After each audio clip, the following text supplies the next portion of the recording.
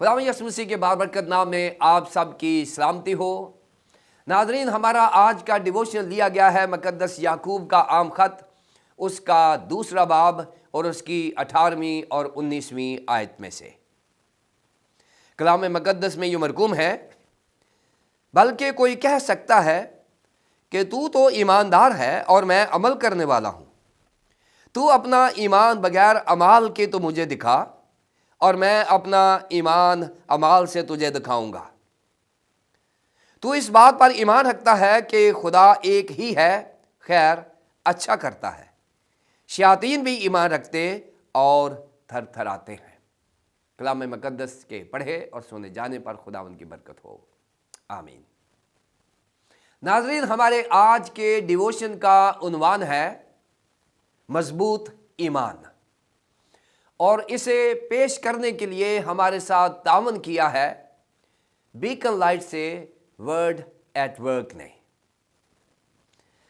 ناظرین، مقدس یعقوب نے اپنے دوسرے باب کی 14ویں آیت سے 26ویں آیت تک ایمان کو عمل کے ساتھ پیش کرنے کو اپنا مین مضمون بنایا ہے۔ پچھلے لیسن میں یعنی 14 سے 17 آیات میں ہم نے دیکھا تھا کہ مقدس یعقوب کس طرح سے ایمان بالعمل پر زور دیتے ہیں اور عمل کو ہماری نجات کا ثبوت گردانتے ہیں۔ اب 18ویں اور 19ویں آیت میں مقدس یعقوب نے ایک موازنہ یا مناظرہ پیش کیا ہے کہ ایک شخص ہے جو ایماندار ہے اور دوسرا ہے جو ایمان کے ساتھ عمل بھی کرتا ہے۔ ناظرین، ان دونوں میں کیا فرق ہے؟ ناظرین، یہاں یہ خیال کیا جاتا ہے، جو کہ غالباً ہے، یہ یقین نہیں ہے کہ شاید مقدس یعقوب کے ذہن میں مقدس پالوس جو ایمان پر زور دے رہا ہے اور اعمال کو ایمان سے خارج کر رہا ہے، شاید مقدس یعقوب مقدس پالوس رسول کے ساتھ یہ مناظرہ کر رہا ہے، لیکن ایک خیال ہے۔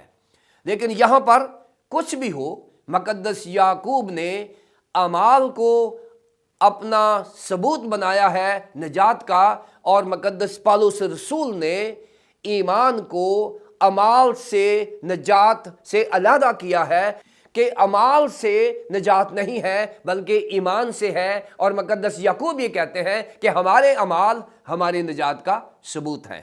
آئیے دیکھیں 18ویں آیت میں، بلکہ کوئی کہہ سکتا ہے کہ تو ایماندار ہے اور میں عمل کرنے والا ہوں۔ تو اپنا ایمان بغیر اعمال کے تو مجھے دکھا، میں اپنا ایمان اعمال سے تجھے دکھاتا ہوں۔ خیال کیا جا رہا ہے کہ مقدس یعقوب جو ہیں وہ اعمال پر اس لیے زور دے رہے ہیں کہ بہت سارے مسیحی خداوند یسوع مسیح پر ایمان لانے کے بعد یہ تصور کرتے ہیں، خیال کرتے ہیں کہ بس اب یسوع نام ہی ہماری نجات کے لیے کافی ہے۔ لیکن مقدس یعقوب رسول کہہ رہے ہیں، بھئی آپ کا طرز زندگی تو مسیحی نہیں ہے نا۔ اگر آپ یسوع مسیح پر ایمان رکھتے بھی ہیں تو ہمارے طرز زندگی سے ہمارا ایمان ظاہر ہونا چاہیے۔ مقدس یعقوب کا یہ زور ہے، لیکن ہم نے اپنے عمل سے یہ ثابت کرنا ہے کہ ہم مسیحی ہیں۔ 19 آیت میں یہاں ایک مناظرہ بیان کیا گیا ہے۔ تو اس بات پر ایمان رکھتا ہے کہ خدا ایک ہی ہے، خیر اچھا کرتا ہے۔ اب مقدس یعقوب نے بائبل مقدس کے حوالہ جات لیے ہیں۔ پہلا جو انہوں نے حوالہ لیا ہے وہ لیا ہے استثناء 6 باب کی 4 آیت میں سے، جس کو شمع کہتے ہیں۔ اور شمع کیا ہے کہ اے اسرائیل سن، خداوند ہمارا خدا ایک ہی خدا ہے۔ یعنی یہاں پر بتایا گیا ہے کہ خدا کی وحدانیت جو ہے وہ بائبل مقدس کا مین اور بڑا مضمون رہا ہے۔ اس کے علاوہ اگر آپ پہلا کرنتھیوں 8 باب کی 6 آیت میں اور غلطیوں کا خط 3 باب کی 20ویں آیت میں اور افسیوں کا خط 4 باب کی 6 آیت میں دیکھیں تو خدا کی وحدانیت کو بھی یہاں بڑا مضمون بنا لیا گیا ہے۔ یعنی یہاں مقدس یعقوب کہہ رہے ہیں کہ خدا کی وحدانیت پر عمل کرنا بڑی اچھی بات ہے، اور یہاں کہا ہے کہ اچھا ہے۔ अच्छा से मुराद ये है कि खुदा की वहदानियत को कोई चैलेंज कर नहीं सकता। और मुकद्दस याकूब ने यहाँ थियोलॉजी पेश की है कि अगर कोई ये कहे कि हम 3 खुदाओं को मानते हैं, ऐसा हरगिज़ नहीं है, क्योंकि मसीही हमेशा एक खुदा को मानते हैं, पुराने अहदनामे में भी और नए अहदनामे में भी। सो खुदा की वहदानियत जो है मुकद्दस याकूब ने इसका हवाला दिया है। लेकिन इसके बाद मुकद्दस याकूब अपनी बहस को जारी रखते हैं और लिखते हैं, शयातीन भी ईमान रखते हैं और थरथराते हैं। नाज़रीन, अगर एक ईमानदार ये ईमान रखता है कि मैं खुदा को मानता हूं, खुदा एक है और उसके अलावा कोई खुदा नहीं है, बहुत अच्छी बात है। लेकिन मुकद्दस याकूब रसूल ये कहते हैं, ऐसा ईमान तो शयातीन भी रखते हैं। और अगर आपने हवाला जात देखने हैं, मरकज़ पहले बाब की 24वीं आयत में, मकाशवा 12वें बाब की 12वीं आयत में, वहाँ शयातीन भी खुदा को मानते हैं और थरथराते हैं। सो यहाँ एक दिलचस्प मनाजरा पैदा हो गया है, यानी एक तरफ तो ईमानदार खड़ा है और एक तरफ इबलीस खड़ा है।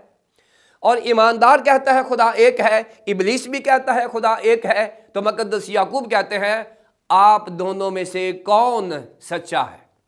दोनों कहते हैं कि खुदा एक है। अब यहाँ फर्क क्यों दिखाया गया है और कैसे दिखाया गया है? मुकद्दस याकूब ने कहा है कि ईमानदार जब खुदावंद को एक मानता है, खुदा को एक मानता है, तो इसका मतलब यह है कि वो अमाल के साथ साबित करता है कि खुदा एक ही है और उसका ईमान खुदा पर है। दूसरी तरफ इबलीस है, वो कहता है खुदा एक है और डरता और थरथराता है, लेकिन इबलीस खुदा के हुक्म पर अमल नहीं करता। सो इबलीस के ईमान के साथ अमाल नहीं है, ईमानदार के ईमान के साथ अमाल है। लिहाजा मुकद्दस याकूब कहते हैं कि ईमानदार अपने ईमान में फ़र्क ऐसे ही ज़ाहिर कर सकता है कि वो ईमान के साथ अमल करता है, इसलिए वो ईमानदार है।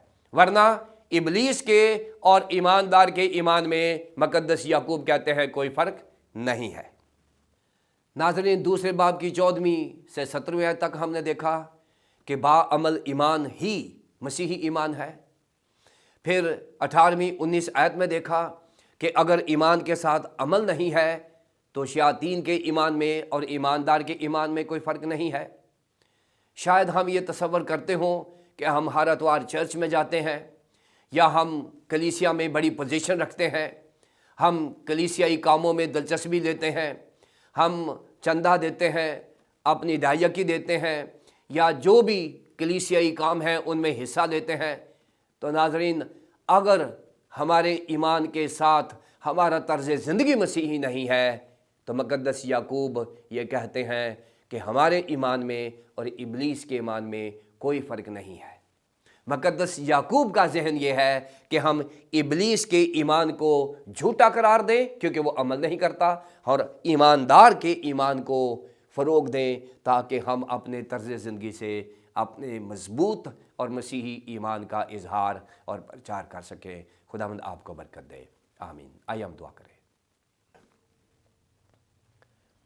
बुज़ुर्ग प्यारे आसमानी बाप, हम तेरा शुक्रिया अदा करते हैं कि मुकद्दस याकूब रोज़ बरोज़ हमारे ईमान को चैलेंज करता है और हमें बाअमल मसीही होने की दावत देता है कि हमारा ईमान महज ईमान ही ना हो बल्कि शयातीन से मुख्तलिफ हो और आला दर्जे का हो, कि हम अपने ईमान के साथ अमाल से साबित करें कि हम मसीही हैं।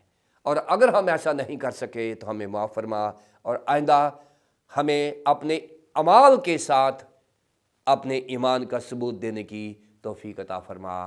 खुदा बाप, खुदा बेटे, खुदा पाक रूह के नाम में, आमीन।